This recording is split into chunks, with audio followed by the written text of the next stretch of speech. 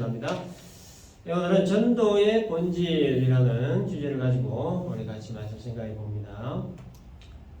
하나님은 베드로와 고넬료에게 환상이라고 하는 특별한 계시의 방법으로 두 사람을 만나게 하셨습니다.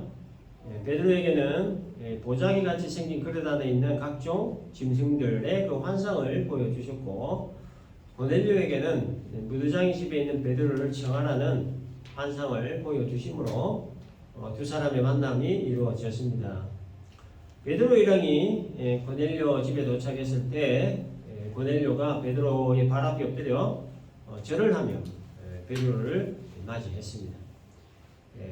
발 앞에 엎드려 절하는 이 행동은 당시에 베드로를 어떤 신적인 존재나 혹은 황제를 대하는 행동이었습니다. 그래서 베드로를 향한 최고의 존경의 표현이었어요. 그래서 베드로는 자기 발 앞에 엎드려 절하는 고넬료를 일으켜 세우면서 나도 사람이라 이렇게 말했습니다.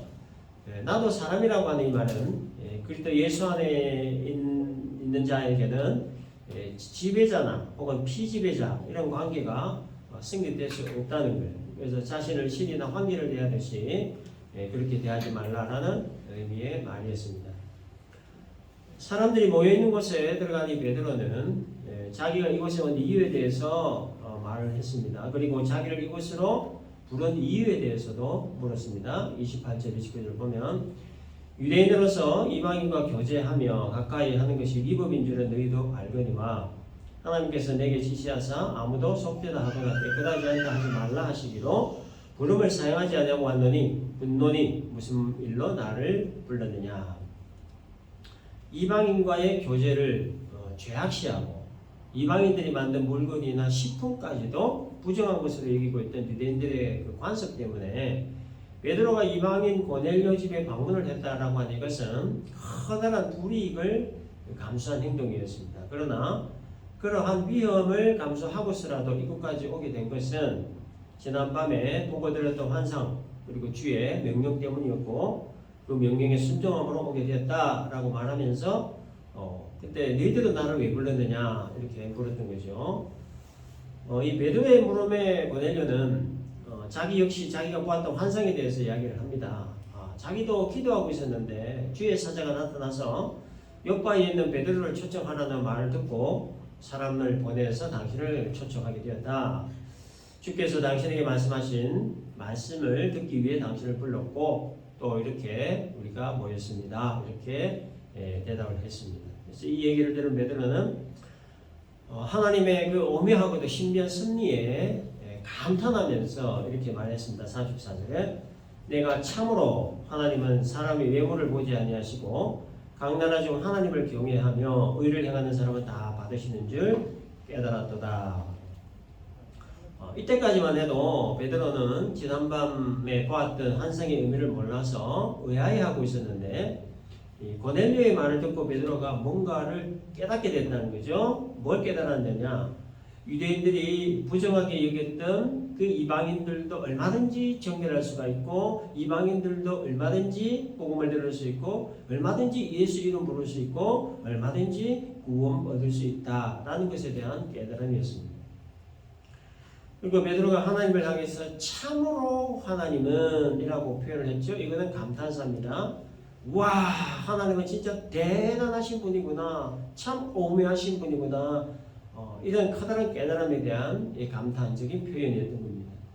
이방인이 구원을 받는다는 것은 한 번도 생각을 해본 적이 없었는데 그리고 지난밤 보여주신 그 환상이 무슨 뜻인지 지금 몰랐는데 오늘 고넬료 집에 와서 그 말을 들어보니까 그동안 자기가 알고 있던 유대의 전통, 유대 율법, 유대주의 이 모든 것들이 다 편견이었구나.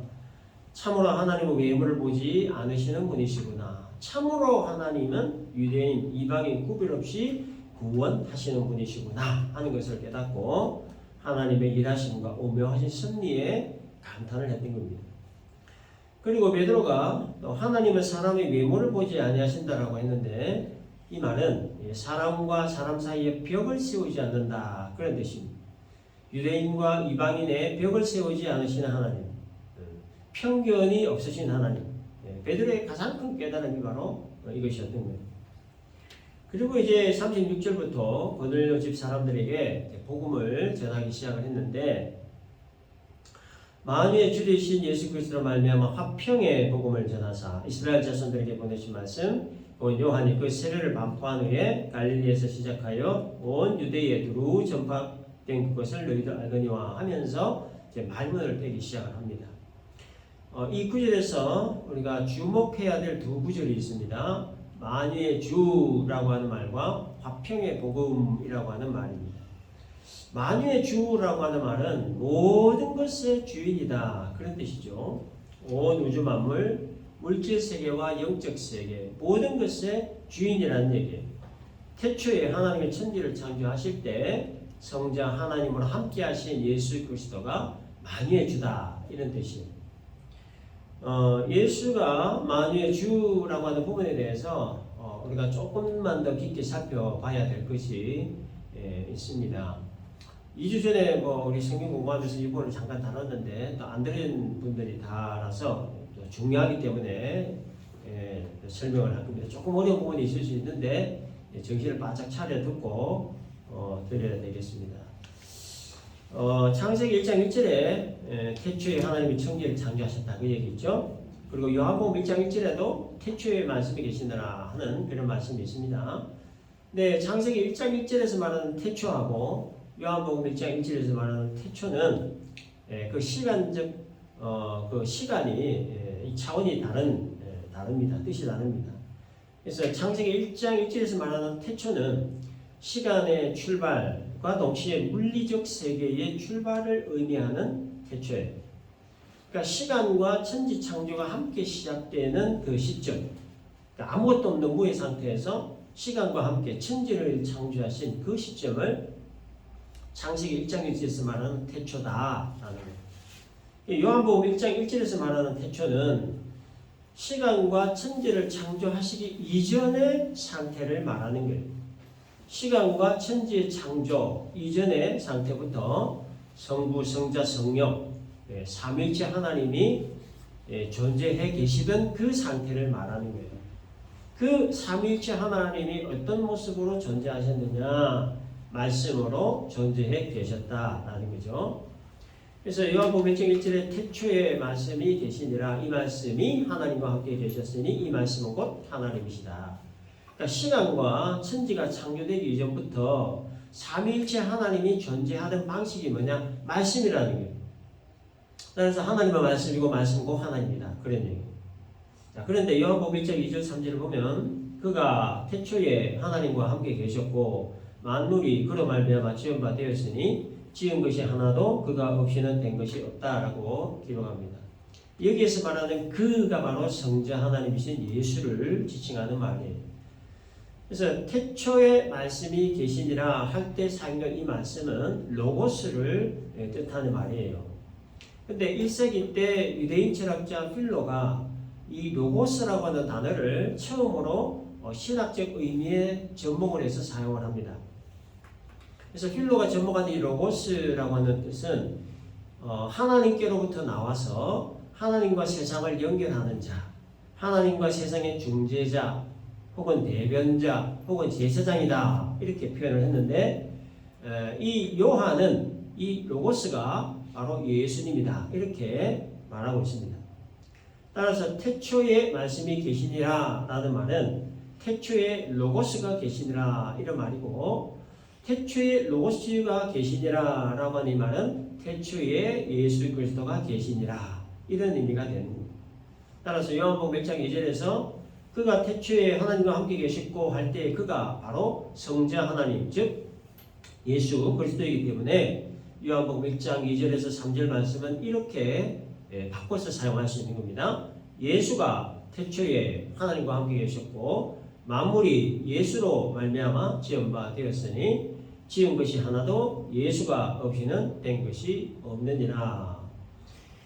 성자 하나님으로 존재해 계시는 예수 그리스도가 천지를 창조하시기 그 이전부터 성부 하나님과 성령 하나님과 함께 계셨고 성경의 연대 측정으로 약 6,000년 전쯤에 천지를 창조하실 때 함께 그 창조사에게 함께 하셨고 그리고 2000년 전에 이 땅에 사람의 몸을 입고 이 땅에 오셨다라는 겁니다. 요한복음 1장 14절 보면 말씀이 육신이 되어 우리 가운데 거하심에 이런 말이 있습니다. 태초에 말씀으로 존재해 계시던 성자 하나님이신 예수님이 육신이 되셨다 이런 말이에요. 그래서 육신이 되셨다라고 하는 이 말은 마리아의 몸에 성령으로 잉태되셔서 사람의 몸을 입고 세상에 오셨다 그런 말입니다. 성자 예수님이 마리아의 몸에 성령으로 잉태되신 이유가 뭐냐? 죄 없이 오셔야 했기 때문입니다. 죄인은 죄인을 구원할 수가 없습니다. 죄가 없는 자만이 죄인을 구원할 수 있기 때문에 예수님은 요셉과 마리아의 잠자리를 통해 오시지 않으시고 성령으로 잉태되어 오셨다는 겁니다. 예수님 만약 요셉과 마리아의 잠자리를 통해 잉태되셨다면 예수님도 아담의 원죄의 영향을 받게 되는 것이고, 그렇다면 예수님도 죄인이 되는 것이고, 그래서 예수님은 구원자가 될 수가 없는 겁니다. 죄인 구원을 위한 목적으로 죄 없이 오시기 위해 성령으로 잉태되셔서 인간의 몸과 똑같은 몸으로 세상에 오신 예수님을 신인양성을 가지신 분이라 일컫습니다. 신인양성. 다시 말해서 예수님은 신성과 인성을 함께 가지고 계신 분이다 이런 말이에요. 완벽한 하나님의 속성과 완벽한 사람의 속성을 가지신 분이다 이런 말이에요. 예수님이 완벽한 사람으로 세상에 오신 이유는 십자가에 달려 죽으셔야만 하셨기 때문이에요. 신의 속성만으로는 죽을 수가 없습니다. 하나님의 속성상 하나님이 죽을 수는 없는 거예요. 죄인의 죄를 다 짊어지고 죽기 위해서는 누군가 반드시 죽어야만 다시 말합니다. 죄인의 죄를 다 짊어지고 누군가는 반드시 죽어야만 죄인의 죄가 사해질 수 있기 때문에 그래서 인성을 가진 예수님이 대신 죽어주신 겁니다. 완벽한 인간의 몸을 가지셨기 때문에 죽을 수 있었던 겁니다. 성자 예수님은 완벽한 하나님이시므로 죄인을 구원하실 수 있는 분이시고 또 성자 예수님은 완벽한 사람이시므로 죄인을 위해 대신 죽어주실 수 있었던 겁니다. 그래서 이 베드로가 예수님을 향하여 만유의 주라고 한 것은 시간과 천지가 창조되기 전 성자 하나님으로 존재해 계셨던 분이 바로 예수 그리스도라는 것. 따라서 온 우주 만물, 물질세계, 영적세계 모든 것의 주인이라는 것을 말하고자 함이었기 때문에 예수님을 향하여 만유의 주다 이렇게 표현을 한 겁니다. 자, 그 다음에 베드로가 깨달은 건 뭐냐면 만유의 주이신 예수께서 화평의 복음을 전하셨다라는 겁니다. 죄로 말미암아 단절되었던 하나님과 인간의 관계를 십자가의 피로 화목하게 하신 것, 이게 바로 화평의 복음이라는 거죠. 따라서 이 화평의 복음은 예수님 그 자체를 말하는 거예요. 예수님 자체가 화평의 복음이라는 거예요. 에베소서 2장 12절에서 14절 보면 그때에 너희는 그리스도 밖에 있었고 이스라엘 나라 밖의 사람이라 약속의 언약들에 대하여는 외인이요 세상에서 소망도 없고 하나님도 없는 자이더니 이제는 전에 멀리 있던 너희가 그리스도 예수 안에서 그리스도의 피로 가까워졌느니라. 그는 우리의 화평이신지라 둘로 하나를 만드사 원수된 것, 그 중간에 막힌 담을 자기 육체로 하셨다 이런 말씀이 있습니다. 죄로 말미암아 하나님과의 관계가 끊어진 상태, 그러니까 하나님과 원수된 상태였던 우리 인간을 예수께서 자신의 피로 끊어진 하나님과의 관계를 이어주셨다는 거죠. 하나님과 인간 사이에 막혔던 담을 허물어 주셨다는 겁니다. 그래서 끊어진 하나님과의 관계를 십자가의 다리로 이어주신 것, 이게 바로 화평의 복음이라는 그 화평의 복음이 바로 예수님이라는 거예요. 그래서 만유의 주이신 예수께서 화평의 복음이시기 때문에 하나님과 인간의 관계도 화평의 관계가 되는 것이고 또 유대인과 이방인의 관계 역시도 화평의 관계가 된다는 거예요. 그래서 베드로가 유대인과 이방인의 편견에서 벗어날 수 있었던 그 깨달음을 얻을 수 있게 될 것이 바로 이것이었습니다. 만유의 주이신 예수님이 화평의 복음이시므로 유대인과 이방인 사이에는 벽이 있을 수 없다는 것, 담이 있을 수 없다는 것. 그래서 하나님을 경외하고 의를 행한 사람은 하나님이 다 받아주신다는 것.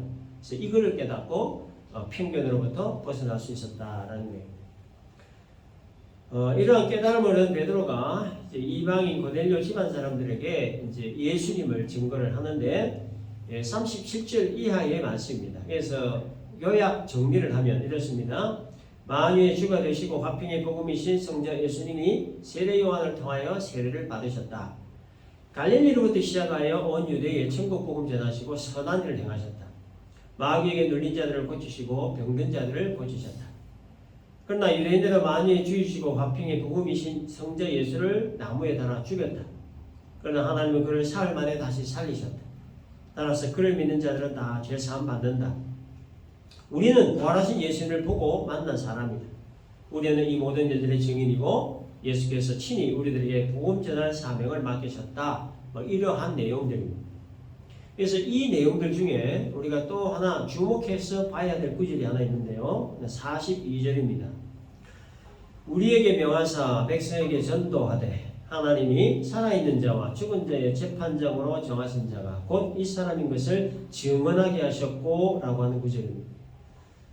부활하신 예수님이 제자들에게 맡긴 사명이 있죠. 땅 끝까지 복음 전하라 이 사명 주셨는데 그 복음의 핵심에 대해서 베드로가 뭐라고 얘기했냐면 하나님이 살아있는 자와 죽은 자의 재판장으로 정하신 자가 곧 이 사람인 것을 증언하라 라는 이 말씀이었습니다.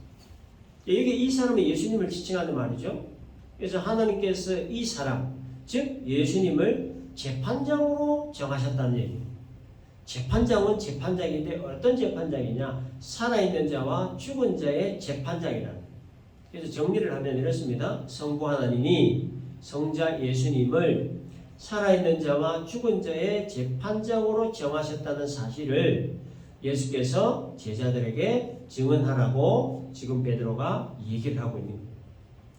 그래서 예수께서 제자들에게 맡기신 복음 전파 그 대주제가 뭐냐면 살아있는 자와 죽은 자의 재판장이신 예수다라는 거예요.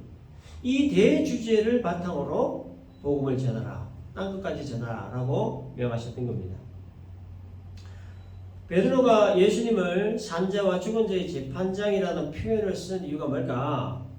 세상 마지막 날 예수께서 재림하시는 날 그때까지 살아있는 자와 이미 죽어 있는 자를 심판하시는 권세를 가지고 있기 때문에 그래서 인간 역사의 마지막 날이 되면 예수께서 인간 역사의 모든 것들을 심판하시기 때문에 그래서 예수님을 산자와 죽은 자의 재판장으로 표현을 한 겁니다. 근데 예수님이 이 땅에 다시 오시는 그 마지막 날이 언제인지 우리는 아무도 모릅니다. 그렇죠? 오늘 밤에 오실 수도 있겠지요? 내일 오실 수도 있겠지요? 100년 뒤에 오실 수도 있습니다. 아무도 모르는 거예요. 언제 오실지 그날과 그 시는 아무도 모르지만 분명한 것 하나는 반드시 오신다는 거예요. 다시 오셔서 인간 역사의 모든 것들을 심판하신다는 거예요. 우리는 지금 예수님의 승천과 재림 사이에 시간 사이에 살고 있어요. 이 시간 안에서 우리가 해야 될 일이 하나 있는데 그게 바로 예수께서 제자들에게 맡기신 일 그리고 오늘날 예수 믿는 모든 사람들에게 맡기신 일 복음을 전하는 일입니다. 복음의 대주제는 살아있는 자와 죽은 자의 재판장이신 예수를 전하는 거예요. 그래서 이 복음의 대주제를 5가지로 분류를 하면 예수님의 성령 잉태, 예수의 십자가 죽음, 예수의 부활, 예수의 승천, 그리고 예수의 재림. 2가지로 요약하면 예수의 십자가와 부활이죠. 이것이 바로 예수의 승천과 재림의 시간 사이에 살고 있는 우리 그리스도인들의 공통된 사명이자 숙제입니다. 그래서 복음 전하는 것을 우리는 흔히 전도라 그렇게 말하죠. 전도가 뭡니까? 구원은 오직 예수를 믿음으로 받는 것이다 라는 걸 전하는 게 전도죠. 그래서 과거에는 예수 천당, 불신 지옥 그렇게 아주 요약해서 전한 적도 있습니다.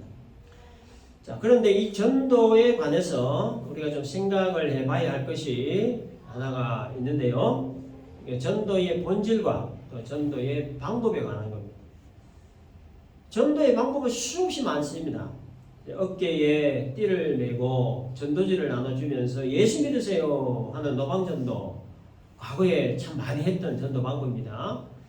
또 뭐 사역리를 가지고 집집마다 또 찾아다니면서 하는 가정전도도 있죠. 이것도 전도의 방법입니다.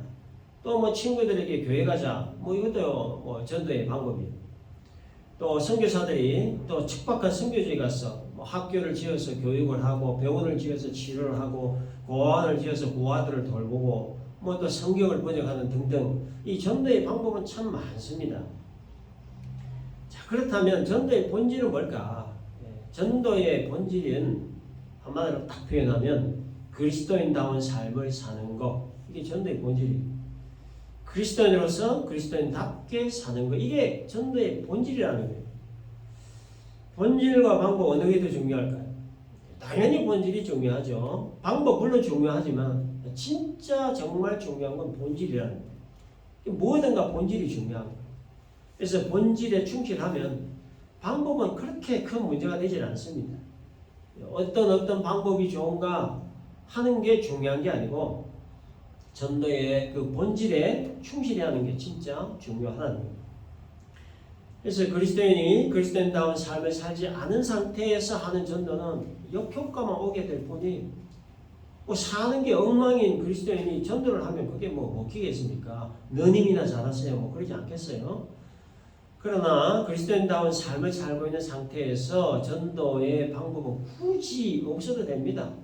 그러니까 삶 자체가 전도이기 때문에 그래서 삶이 반듯하고 정직하고 착하고 성실한 삶 그 자체가 전도이기 때문에 굳이 뭐 예수 믿으라 말라 그런 말할 필요가 없다는 거예요. 그래서 전도의 본질이 그리스도인으로서 그리스도인다운 삶을 사는 것이 전도의 본질이라고 말하는 거예요. 그래서 이러한 본질을 제쳐두고 방법에만 몰두하는 것은 무엇과 같으냐면 엔진 없는 자동차와 같은 거예요. 아무리 최첨단 시스템이 장착된 럭셔리한 자동차라도 엔진 없는 자동차가 뭐예요? 무용지물이죠. 고철덩어리에 불과한 겁니다. 마찬가지로 전도의 방법이 아무리 멋지고 훌륭해도 본질을 놓쳐버리면 무의미하게 되고 무용지물이 된다는 거예요. 따라서 전도의 본질에 충실히 하는 게 무엇보다 중요하다는 거예요. 그래서 마태복음 5장 13절 이하에서 주님은 어떻게 사는 것이 그리스도인다운 삶을 사는가 하는 것에 대해서 말씀을 하셨는데 너희는 세상의 소금이니 소금이 만일 그 맛을 잃으면 무엇으로 짜게 하리요? 후에는 아무 쓸데없어 다만 밖에 버려져 사람에게 밟힐 뿐이니라. 너희는 세상의 빛이라. 산 위에 있는 동네가 숨겨지지 못할 것이요 사람이 등불을 켜서 말 아래 두지 아니하고 등경 위에 두나니 이러므로 집안 모든 사람에게 빛이 되니라. 이같이 너희 빛이 사람 앞에 빛이 가요 그들로 너희 착한 행실을 보고 하늘에 계신 너희 아버지께 영광을 돌리게 하라. 그리스도인다운 삶을 살아갈 수 있는 그 방법에 대해서 예수님이 아주 명확하게 말씀하셔요. 딱 두 개 얘기하셨습니다. 소금과 빛이 살리라고 얘기하셨어요. 자기를 녹여 짠맛을 내는 소금과 같이 자신을 태워서 어두운 곳을 밝히는 빛과 같이 자신을 녹이고 태우는 삶이 바로 그리스도인다운 삶이고 이게 바로 전도의 본질이라고 하는 거예요. 그리스도의 빛을 드러내고 소금의 짠맛을 내는 이것이 바로 그리스도인다운 삶이고 이 삶이 바로 복음을 증거하는 본질, 즉 전도의 본질이라는 거예요. 그렇기 때문에 그리스도인은 이 평소의 삶이 중요합니다. 평소의 삶. 평소에 어떻게 사느냐, 그리스도인답게 사느냐 이게 중요하다는 거예요. 뭐 어떻게 사는 것이 평소에 그리스도인답게 사는 것이냐 참 중요한 문제죠. 그래서 이 평소에 잘해야 된다는 주제에 관한 뭐 재미있는 이야기가 있어서 좀 발췌를 해서 여러분들께 좀 소개를 해드리려고 합니다. 어떤 사람이 교통사고를 당해서 온몸은 감각을 다 잃어버렸습니다. 그래서 눈 하나 깜빡이지 못하고 마치 죽은 시체와 같은 상태가 되었다고 해요. 근데 희미하게나마 의식이 아직 남아있어서 뭐 의사나 간호사가 분주하게 왔다 갔다 하는 소리도 다 들리고 가족들이 소란을 뜨는 소리도 다 들리는 겁니다. 의식은 희미하게 있지만 그러나 아무런 표현을 할 수 없는 상태에 있었습니다. 근데 의사가 최종적으로 검진을 하더니 운명하셨습니다. 이런 말을 하더래요. 그래서 이 사람이 이 의사가 지금 이러면 안 되는데 나 아직 살아있는데 의식이 있는데 하면서 자기가 살아있다는 것을 알리려고 애를 쓰지만 아무리 애를 써도 안 되는 거예요. 뭐 어떻게든 살아있다는 표시만 하면 되는데 몸이 전혀 말을 안 듣는 거예요. 의사는 이미 죽었다고 선고를 내렸고 뭐 이대로 가면 그냥 그야말로 끝이 나는 겁니다. 그래서 이 사람이 어떻게든 살아있다는 것을 알리려고 용을 쓰다가 겨우 한쪽 손가락쯤 반마디를 까딱거릴 수 있게 돼요. 그래서 침대 옆에 서 있는 아내, 마치 손을 이렇게 내리고 있어가지고 자기가 살아있다는 사실을 알려주려고 그 반마디 손가락으로 아내를 톡 건드렸대요. 그랬더니 아내가 이렇게 보다가 손가락을 탁 치면서 너 죽을 때잖아 그러더래요.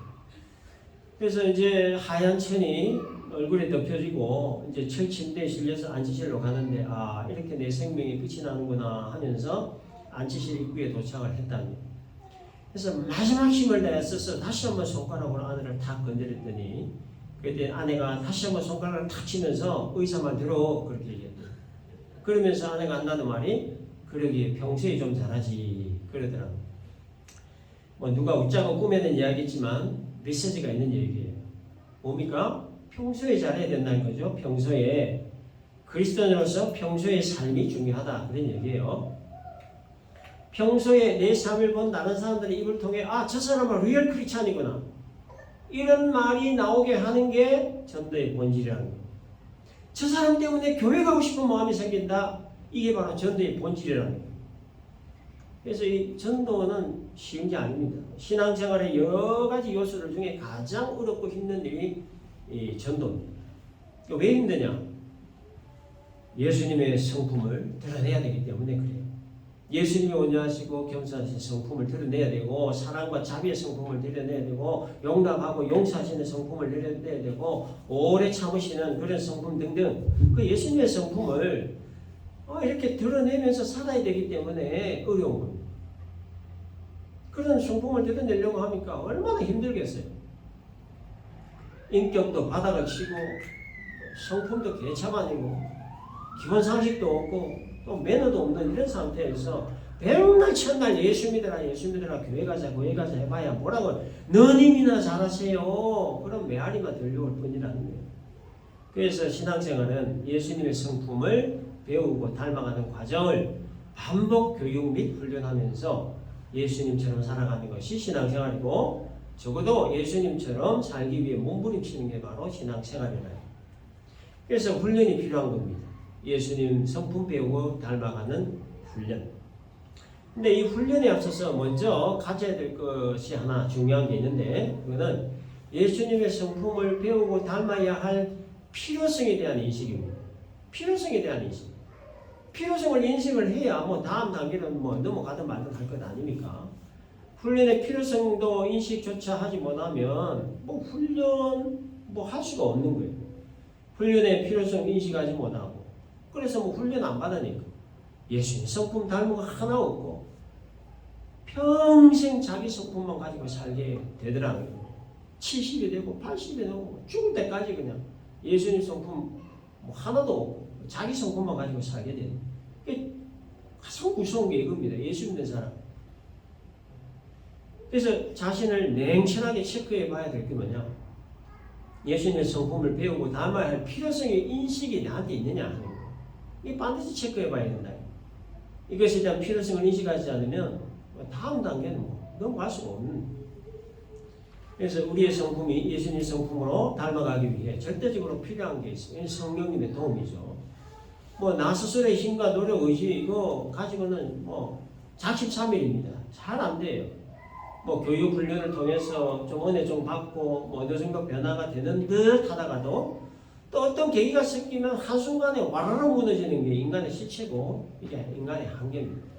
그래서 이 성품의 변화, 성품 개조를 위해서는 성령님의 절대적인 도움이 있어야 되는 거예요. 그래서 이 성령님의 그 도움에 대해서 또 연결해서 우리가 44절을 이제 보면은 이제 복음을 들은 고넬료 사람들에게 그 성령의 역사가 나타난 것이 기록되어 있습니다. 44절 보면 성령이 이 말씀 듣는 모든 사람에게 내려오셨다라고 했죠. 그래서 이 베드로를 비롯한 신자들이 이방인들에게도 성령이 임하는 것을 보고 다 놀랐다고 했습니다.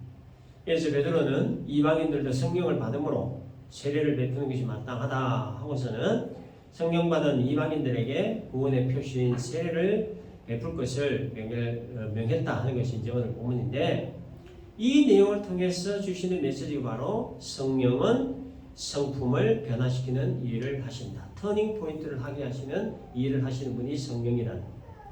그래서 예수님의 성품을 배우고 다는 데 있어서 성령의 도우심이 절대적으로 필요하다는 거죠. 예수님 성품으로 변화된 사람들의 공통된 특징이 바로 성령의 도움에 의해서라는 거예요. 성품을 변화시키는 성령의 절대적인 도움으로 인해서 가치관의 변화가 일어나고 인생관의 변화가 일어나고 다음에 세계관의 변화가 일어나게 된다는 거예요. 그래서 이러한 변화를 일으키시는 분이 성령님이 하신다는 거예요. 사도행전 1장 8절에 보면 오직 성령이 너희에게 임하시면 권능을 받는다고 했습니다. 성령이 임하시면 이거는 조건부예요. 성령이 임하셔야 권능을 받는다는 말이에요. 성령의 권능을 받아야 나의 성품이 예수님의 성품으로 변화될 수가 있고 변화된 성품이 드러나야 비로소 전도의 본질에 충실할 수 있게 된다는 거예요. 그러므로 성령의 권능은 전도의 본질에 충실하게 하는 원동력이다. 그래서 이 성령의 권능을 받을 수 있는 두 가지 방편이 있습니다. 하나는 기도고 하나는 말씀이에요. 그래서 성령께서 기도하는 자에게 권능 주셔서 성품을 변화시켜 가시는 거예요. 또 말씀은 하나님이라고 그랬죠. 그래서 말씀을 대하는 자에게 성령 하나님이 변화시키는 겁니다. 그래서 히브리 4장 12절 보면 하나님의 말씀은 살아있고 활력이 있어 좌우의 날선 어떤 검보다도 예리하여 혼과 영과 및 관절과 골수를 찔러 쪼개기까지 하며 또 마음의 생각과 뜻을 판단한다. 그렇게 기록되어 있습니다. 혼과 영과 및 관절과 골수를 찔러 쪼갠다는 이 의미가 바로 변화를 시킨다는 거예요. 뿌리부터 근본적인 변화를 일으키신다는 뜻이에요. 그래서 말씀이 우리의 영과 혼과 육, 이 전인격의 변화를 일으킬 수 있도록 성령이 도우신다는 거예요. 말씀과 성령의 합작의 그 사역을 통해서 변화시킨다는 거예요. 따라서 말씀을 대하는 사람이시고 변화되지 않는 사람이 없습니다. 말씀이 우리의 전인격과 성품을 찔러 쪼개 변화시킬 수 있도록 성령님이 도우시기 때문에 그러므로 말씀 있는 곳에 반드시 변화가 일어납니다. 말씀 있는 곳에 성령이 계시기 때문에 그래서 말씀은 곧 하나님이시고 성령은 제3위의 하나님의 시기 때문에 그래서 성령이 있는 곳에 말씀이 있고 말씀 있는 곳에 성령의 동심으로 변화가 일어난다. 이런 체험들을 우리가 신앙생활하면서 조금씩 해 나가야 되는 겁니다. 정리합니다. 전도의 본질은 그리스도인으로서 그리스도인다운 삶을 사는 것이라는 것. 따라서 그리스도인은 평소의 삶이 중요하다는 것. 전도는 예수님의 성품을 드러내는 삶이기 때문에 어렵고 힘든 일이지만 그러나 성령의 도움으로 예수님의 성품을 배우고 닮을 수 있다는 것. 오늘 이 말씀 잘 기억을 하고 우리 모두 다 성령의 도움을 잘 받아서 예수님의 성품을 또 잘 배우고 닮아서 전도의 본질에 충실한 정말 그리스도인으로서 그리스도인다운 삶을 살아가는 데 부족함 없는 우리 모두가 될 수 있기를 주님의 이름으로 축원합니다.